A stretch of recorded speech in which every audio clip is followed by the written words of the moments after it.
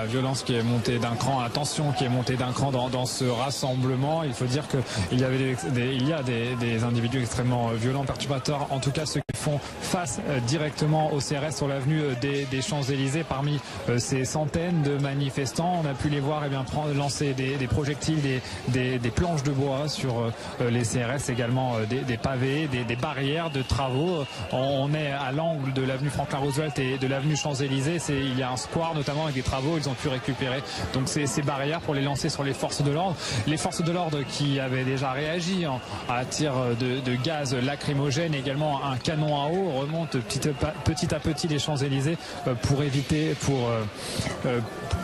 évacuer l'avenue des manifestants. Beaucoup de gaz lacrymogène, de fumigène pour tenter de repousser la foule. Mais on a pu voir en effet des individus cagoulés, certains même sans gilet jaune, bien équipés et manifestement déterminés à en découdre avec les forces de l'ordre, toujours avec la volonté de forcer ce barrage en bas des Champs-Élysées qui bloque l'accès à la place de la Concorde. La place de la Concorde, qui on rappelle fait partie de ce périmètre interdit aux manifestants, tout comme l'avenue du Faubourg Saint-Honoré, là où se trouve l'entrée du palais présidentiel, parce que c'est bien l'Élysée que visent les manifestants. Ils souhaitent s'approcher au plus près de ce lieu de pouvoir. C'est symbolique, ils souhaitent rester là toute la journée, faire pression sur l'exécutif, montrer cette image de gilets jaunes qui sont très importants. Ici, difficile de vous donner un chiffre, mais ils sont largement plusieurs centaines, montrer qu'ils ne lâchent rien face au président de la République et les CRS qui ont petit à petit laissé le champ libre sur les Champs-Élysées, c'est-à-dire que les gilets jaunes qui étaient d'abord coincés lorsqu'ils ont convergé en haut de l'avenue des Champs-Élysées, tout près de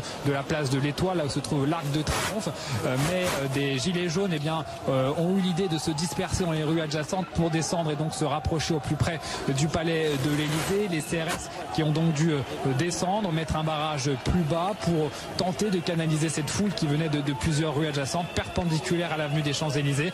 Et donc cette tension qui est montée et les CRS qui ont commencé à charger un peu pour reprendre du terrain, pour repousser un peu plus les manifestants plus haut sur les Champs-Élysées et qui bloquent toujours les rues alentours pour diviser les gilets jaunes, pour qu'il n'y ait pas qu'un seul groupe important qui leur fasse face. Les gilets jaunes qui se trouvent tout de même à quelques dizaines de mètres du palais de l'Élysée, mais palais de l'Élysée qui est pour l'heure complètement bouclé par des CRS et des gendarmes mobiles.